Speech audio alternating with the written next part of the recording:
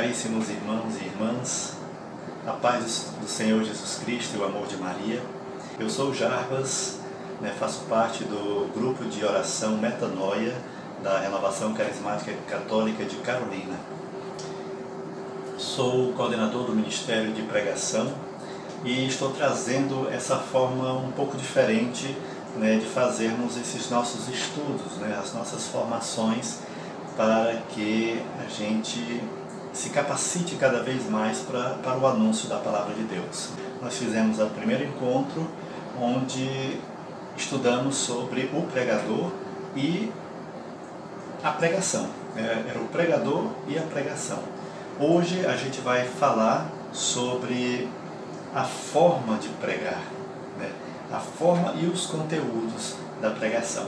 Vamos pedir a intercessão da nossa Virgem Maria, que ela possa tomar a frente, nos conduzir nesse caminho, nesses nossos estudos, intercedendo, pedindo por nós ao Pai, para que nós possamos ter mais,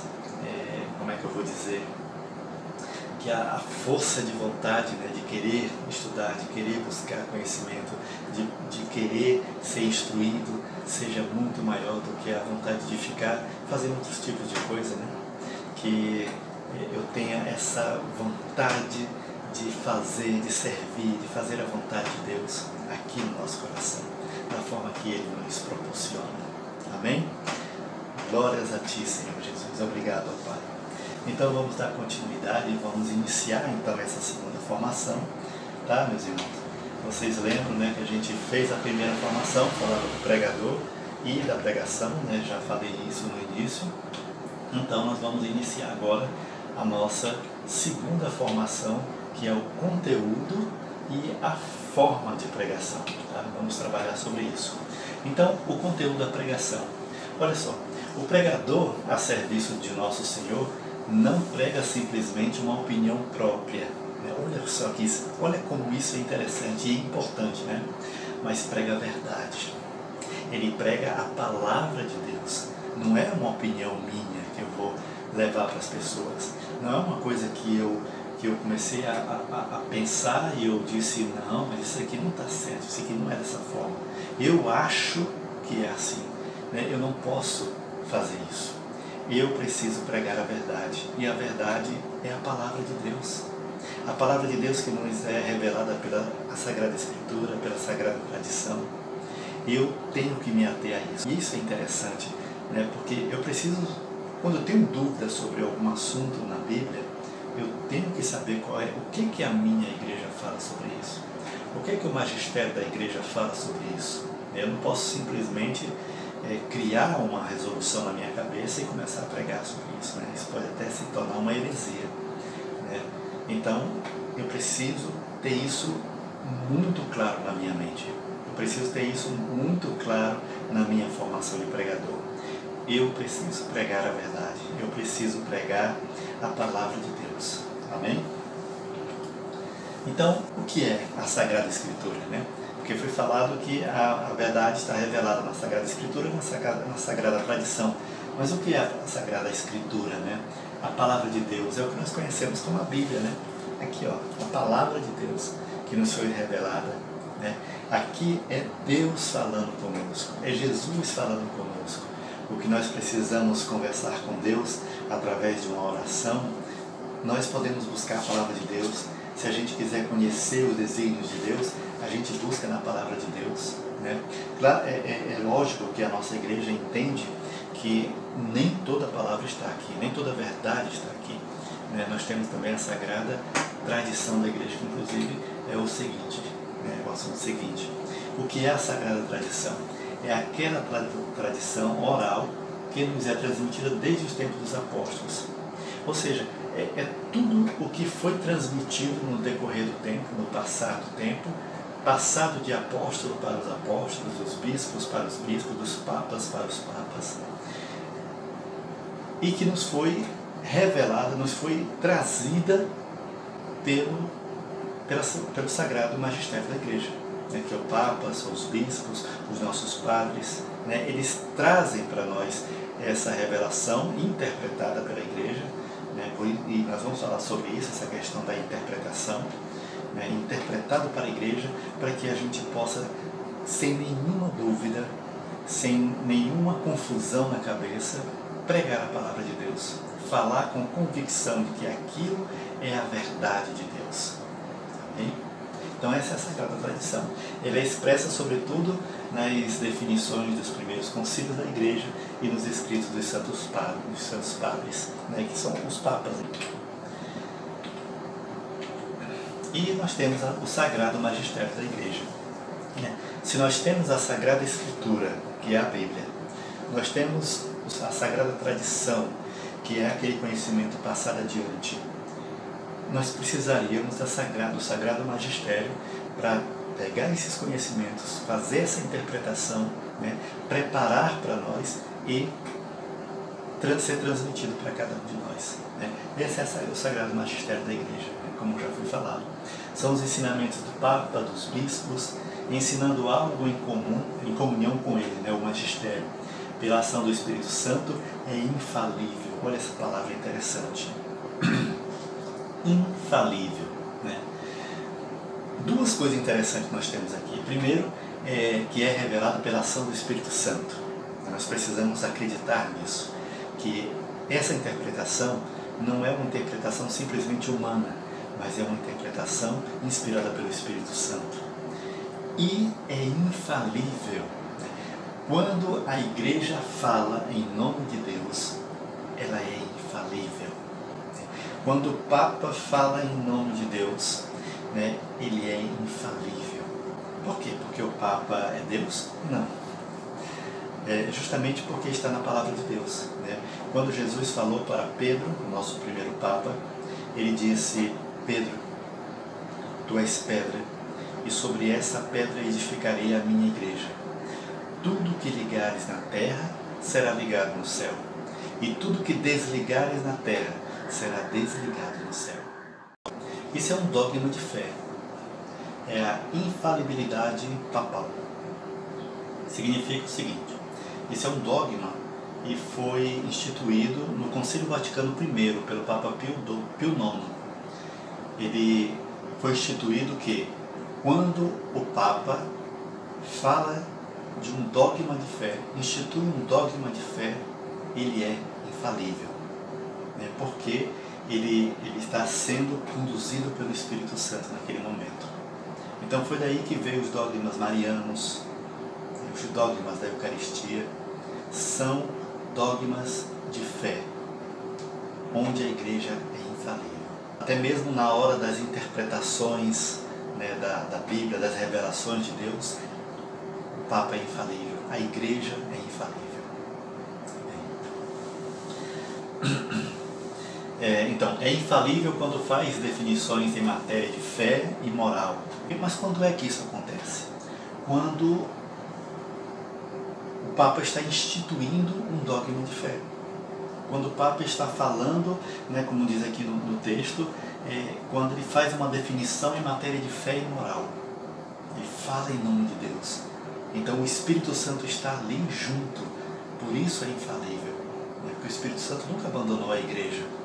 Né? Quando o Papa se manifesta, né, em assuntos de fé, de moral, sobre dogmas de fé, ele é infalível.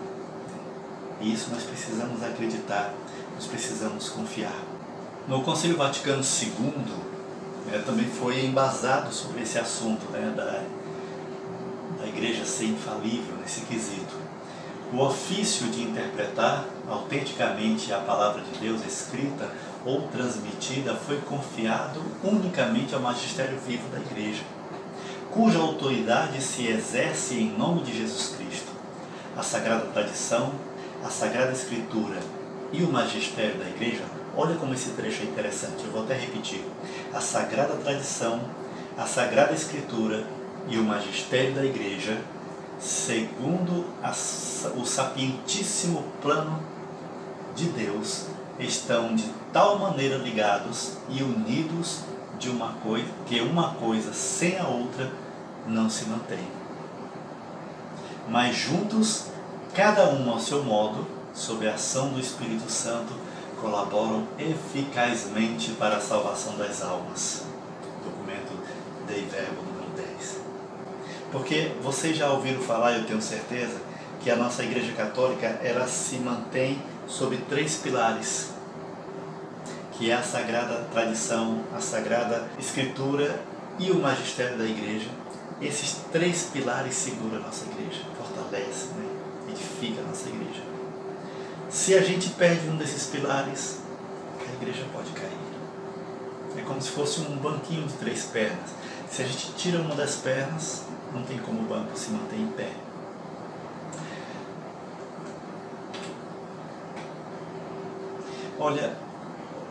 Olha só o que acontece. Os nossos irmãos protestantes, eles têm apenas na palavra de Deus o seu alicerce. Para eles, só existe a verdade dentro da Bíblia.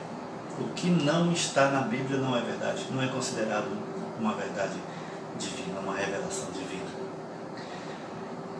E aí é que está o fundamento dos erros do protestantismo.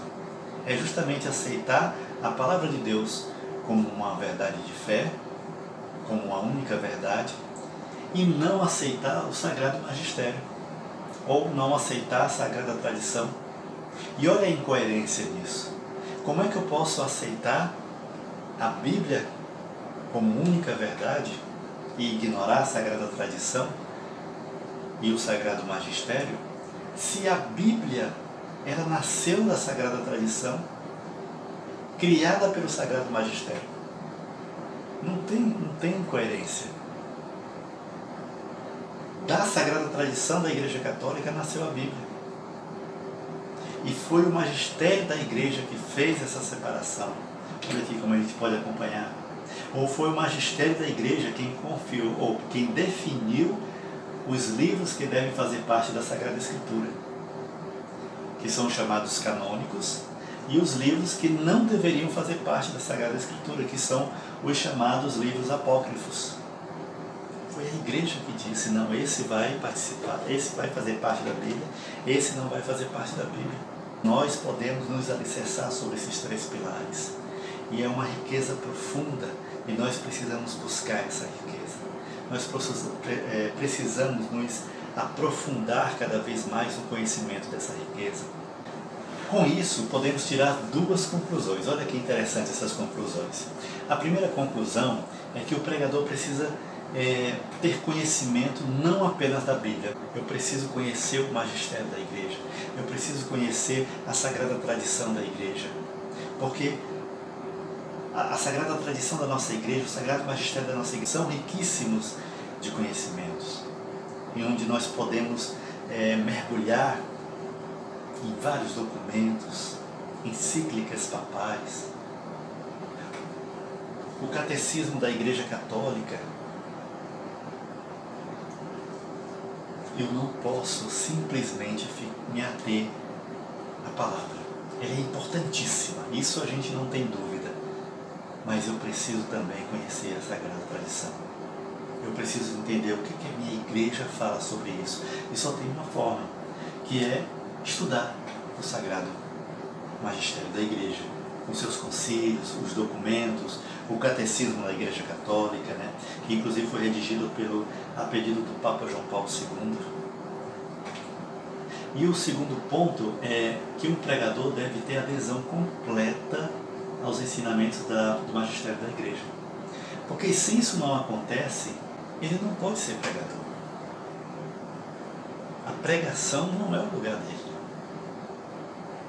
Porque se isso ocorre, se acontece dessa forma, 2 coisas podem acontecer.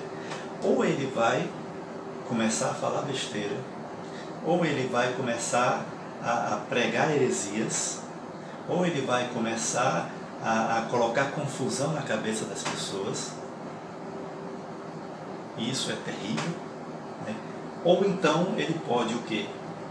Pregar de acordo com a Sagrada Tradição, né? Ele não tem adesão, mas ele opta por pregar de acordo com o que ele ouviu falar na Sagrada Tradição da Igreja, o Sagrado Magistério da Igreja, e ele começa a pregar uma coisa que ele não vive. Ele começa a ser aquele pregador que não vive o que prega, ou não prega o que vive, né?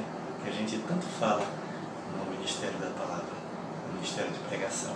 Se ele prega o que ele não acredita, ele não prega de coração, o Espírito Santo não age nesse pregador, isso é apenas um pregador de palavras, palavras jogadas ao vento, porque ali não age o Espírito Santo. E isso é perigoso.